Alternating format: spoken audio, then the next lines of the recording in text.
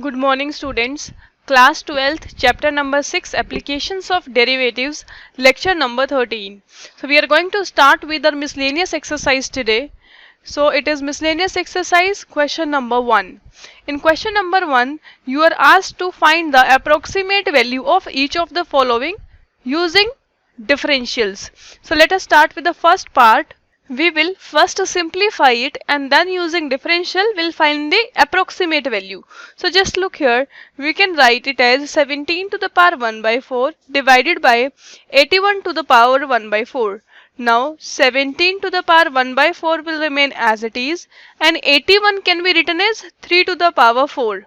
Its whole power as 1 divided by 4. So we get it as 17 to the power 1 divided by 4 divided by 3. So what we will do is we will solve 17 to the power 1 divided by 4. We will find its approximate value and then we will divide the answer with 3. So let us consider that y is a function such that x has the power 1 divided by 4. Now we will consider 17 can be written as 16 plus 1. So this will become x and this will become delta x. So putting the value of x, what will be the value of y? Y will be x is 16 to the power 1 divided by 4. 16 can be written as 2 to the power 4, whole power is 1 upon 4. It will be 2. So we have y as equal to 2. Now our purpose is to calculate delta y. To calculate delta y, the formula is for delta y, we need dy by dx multiplied with delta x. Delta x is we know that is 1. So let us first find out dy by dx. So dy by dx will be from here 1 upon 4 x to the power minus 3 upon 4. Now 1 upon 4 into 1 upon x, instead of x we can write what? 16. 16 to the power 3 upon 4 we can write. Now 1 upon 4 into 1 upon 16 can be written as 2 to the power 4, whole power as 3 upon 4. So 4 and 4 will get cancelled. We have 1 upon 4 multiplied with 8, which is 1 upon 32. So if we put dy by dx here, 1 upon 32 into delta x is 1. So delta y is also 1 upon 32 only. Right. So what we can do is, now we have got delta y, we have got y. What will be the value of 17 to the power 1 divided by 4? It will be y plus delta y. So y is 2 plus delta y is 1 upon 32.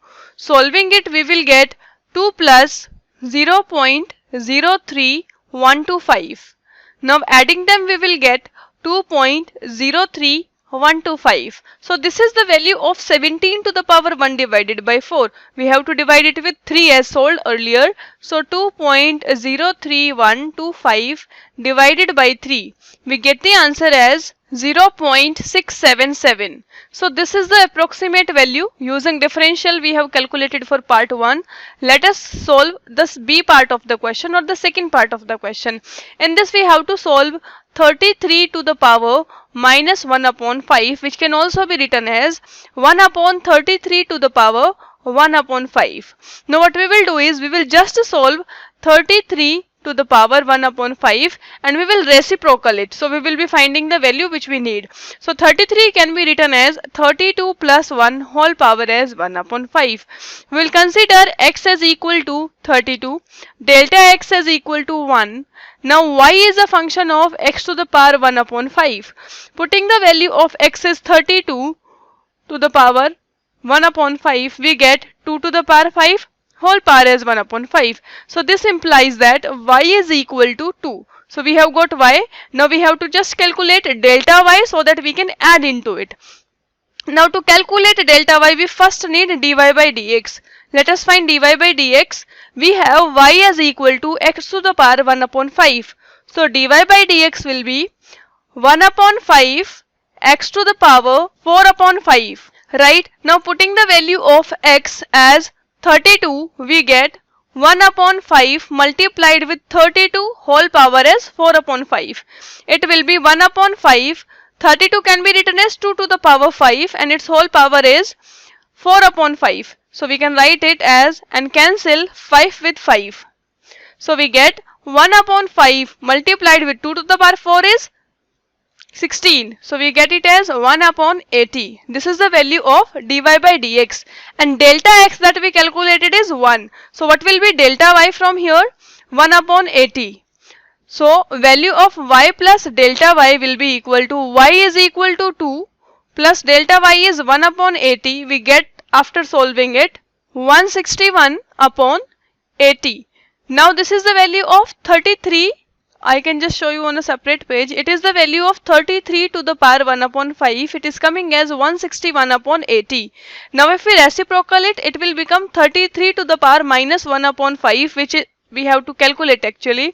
And this side we will have 80 upon 161. Solving it, we get the answer as 0.4968.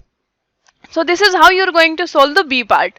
Right? So try them without having a look on the answers. After understanding from here, you can take different values to find out the or practice the question. Now let us go with another question, that is question number 3. In this question, the two equal sides of an isosceles triangle with fixed base. So first of all, let us draw one triangle. So taking two sides, two equal sides, and the base as B, which is a fixed value. So naming them, I can take this as x because it's an isosceles triangle, and the base is given as fixed B value it is. So it is a constant for us because it is fixed. Now it is said that the equal sides are decreasing at the rate of 3 centimeter per second. That means dx upon dt is given as 3 centimeter per second, and I am using a minus sign because it is decreasing.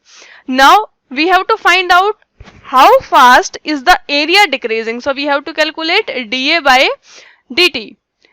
How fast is the area decreasing? When the two equal sides, that means x is equal to the base, which is b. So we have to actually calculate this value. Now just to see here, for area we need half into base is b, into height. So let us just drop one height from here. So if from this vertex I drop out a height or a perpendicular, so it is definitely going to be 90 degree, and it will bisect these two sides. Bisect the side AB at the point suppose D, because it's an isosceles triangle. You can prove it by congruency. So just to see now, this will be B upon 2, this will also be B upon 2. Now applying the Pythagoras theorem, if this is the height, we can find it as h equals square root of x square minus b square by 4. We will find out area as 1 upon 2, base is b, multiplied with height, which is square root of x square minus b square upon 4. Now we'll differentiate this equation of area with respect to the time t, and at the last, instead of x we will put it as b. Now we will differentiate it with respect to t. We get, see, area A is equal to 1 upon 2 multiplied with b multiplied with square root of x square minus b square by 4. So finding it, we will get dA by dt as equal to 1 upon 2, or I can write it as b upon 2. It's a constant for us. Now differentiation of x square minus b square upon 4 to the power half will be 1 upon 2, and its power will become minus half. So in under root we can write multiplied with, now x square minus b square by 4. This differentiation will be 2x, and then the differentiation of x with respect to t will be dx by dt. So what we will do is, see, we will cancel this 2 with this 2.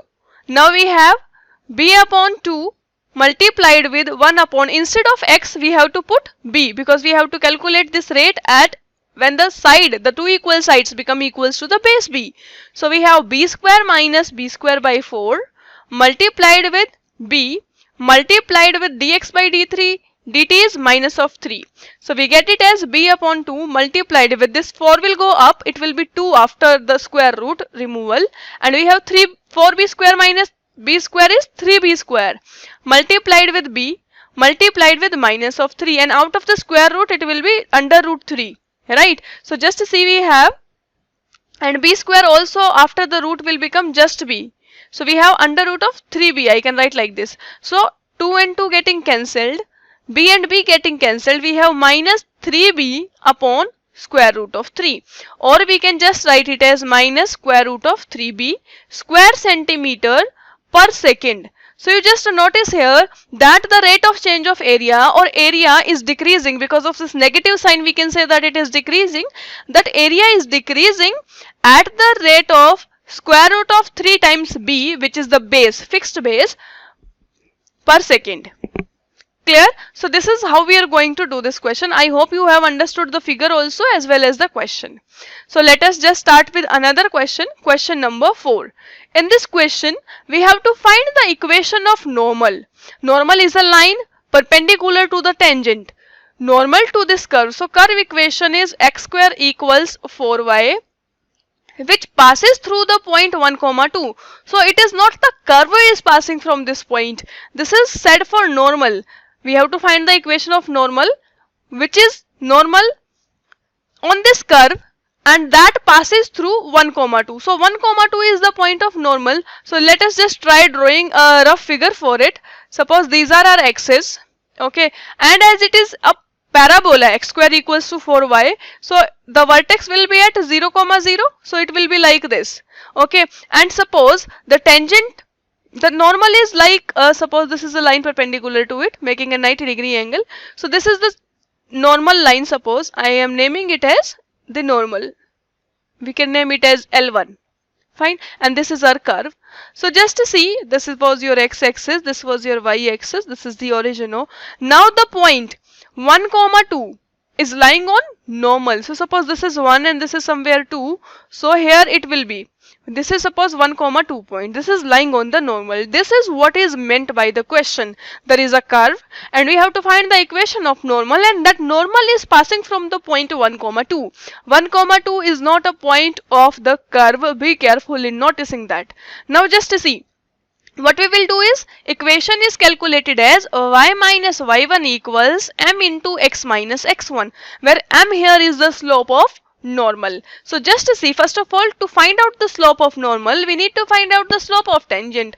That will be calculating by differentiating this equation. So we get 2x equals 4 dy by dx. So what will be dy by dx? By dividing both the sides with 4, we have x divided by 2. So what will be the slope of normal, which is m? Minus 2 upon x, because it is minus 1 upon x upon 2. So it will become minus 2 upon x, because slope of normal is minus 1 upon the slope of tangent. Clear? Now we have got the slope.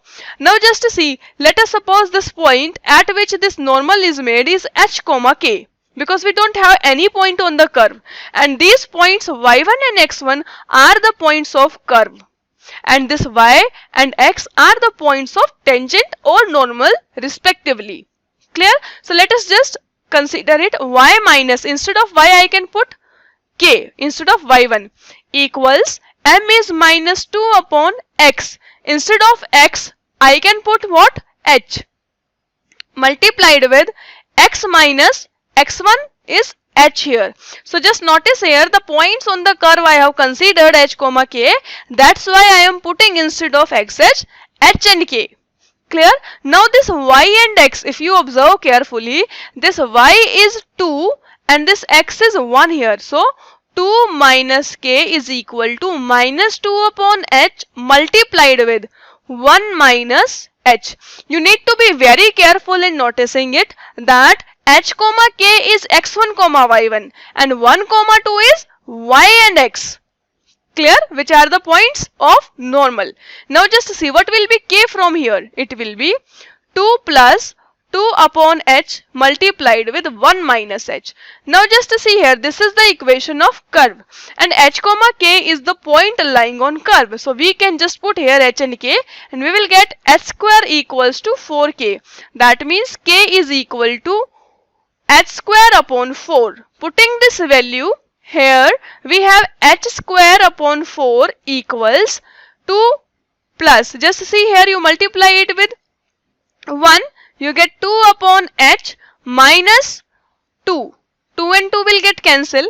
Cross multiplying, we get h cube is equal to 8, which implies h is equal to 2. So if h is equal to 2, what we are getting? That h square is equal to 4k. Right? Now k is equal to h square by 4. So we have got the value of h as 2. So 4 upon 4, it is equal to 1. So the point on the curve that we get is h comma k. It is 2 comma 1. So we have got our x1 and y1. Clear? We got our x1 and y1. Now the equation is y minus y1 equals mx minus x1. So now instead of y1, we will put 1. M was minus 2 upon x, right? Or h it was, and h value is 2 here, into x minus x1. x1 is what? 2. Putting this here and solving it, just to see, we get y minus 1 equals minus x plus 2 and 2 has already get cancelled, so it will be plus 2. Now solving it further, you can write it as y plus x minus 3 equals 0, or x plus y can be written as equal to 3, and this is the equation of normal for us that we want to calculate. So you need to be very careful. The question is really simple, but most of the students don't take this 1 comma 2 on the normal, they take it on the curve, and then the complete question goes wrong. So it is very important to understand the question and draw a rough diagram so that it gives you more clear idea about the question. Right, now let us do another question. So for a next question, let us see here. Question number 6.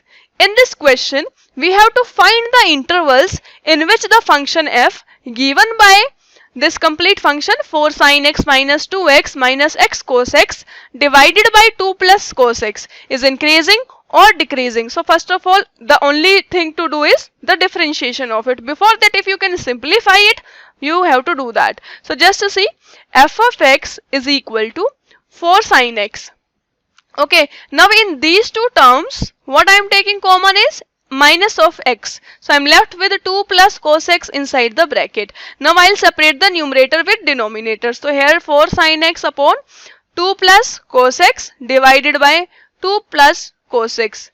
So just look carefully, f of x will be equal to 4 sin x divided by 2 plus cos x minus x, because these are going to get cancelled up.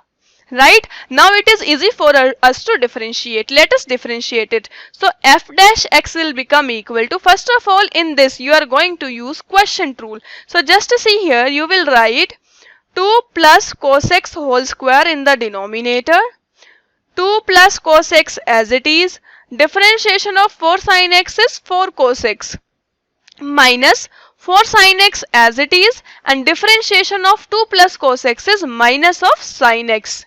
Then minus differentiation of x is 1 with respect to x. Right, now on a separate page I am showing you after taking the LCM and simplifying the terms. So what we will get is,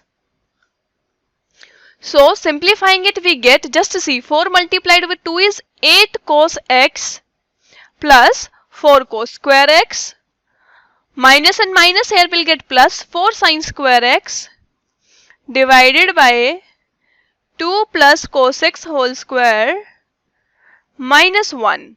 So see here, if we take 4 common, we will be left with cos square x plus sin square x, which is equal to 1. So it will just be equal to 4. So 8 cos x plus 4 upon 2 plus cos x whole square minus 1. Taking the LCM as 2 plus cos x whole square, we write it as 8 cos x plus 4 minus 2 plus cos x whole square. So we will get it as 8 cos x plus 4 minus 4 minus cos square x minus 4 cos x divided by 2 plus cos x whole square. Now just to see, 4 and 4 will get cancelled up. 8 cos x minus 4 cos x is 4 cos x minus cos square x divided with 2 plus cos x whole square. Now we will take cos x common.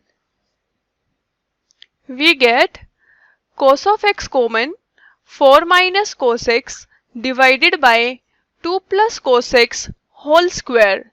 So you just see here, this is a square term. So this is always going to be positive whatever value of angle you have here. And 4 minus cos x will also be always greater than 0 because the minimum value that we can have is -1 and the maximum can be 1. So we will have positive answers always from this 4 minus cos x. So the only function left on which f dash x depends is cos x. So just to see cos x, we have to find out for which the function is increasing and decreasing between 0 to 2 pi. Just to see cos x is positive in which two quadrants. It is the first quadrant and the last quadrant. In these two, the cos remains positive. So what intervals that we can write for cos increasing and decreasing? So you can just say between 0 to pi by 2 and 3 pi by 2 to 2 pi. It is increasing, right? And for decreasing, we can write the answers as pi by 2 comma pi, which is the second quadrant, union the third quadrant, pi from 3 pi by 2, like this. So these are the two intervals in which it is increasing and decreasing. So I think you all can attempt this question now. So let us discuss the last question. The second last question. So in this question, what is given? A function f of x, and again we have to find out the intervals in which it will be increasing or decreasing. So I am not going for the complete solution, just giving you a bit help so that you can solve it. Just to see, first of all you will find f dash x. It will be 3x square, and then the second one will be minus 3 upon x to the power 4. Clear? You are going to equate it to 0, find the values of x, plot them on number line between minus infinity to infinity. Suppose that you get 2 values or 3 values. Suppose 3 values you get. So you have 1, 2, 3, 4 intervals. In these intervals, putting the value, any value between these intervals, you are going to check your f dash x is greater than 0 for which interval and less than 0 for which interval. For whichever values you get it as greater than 0, it will be increasing in that. And for values that you get f dash x as negative or less than 0, in that interval it will be decreasing. Clear? Like this you are going to attempt question number 7. Just find out f dash x, put it equal to 0, find out the critical points and then check in the different intervals. Clear? Let us now discuss one more question.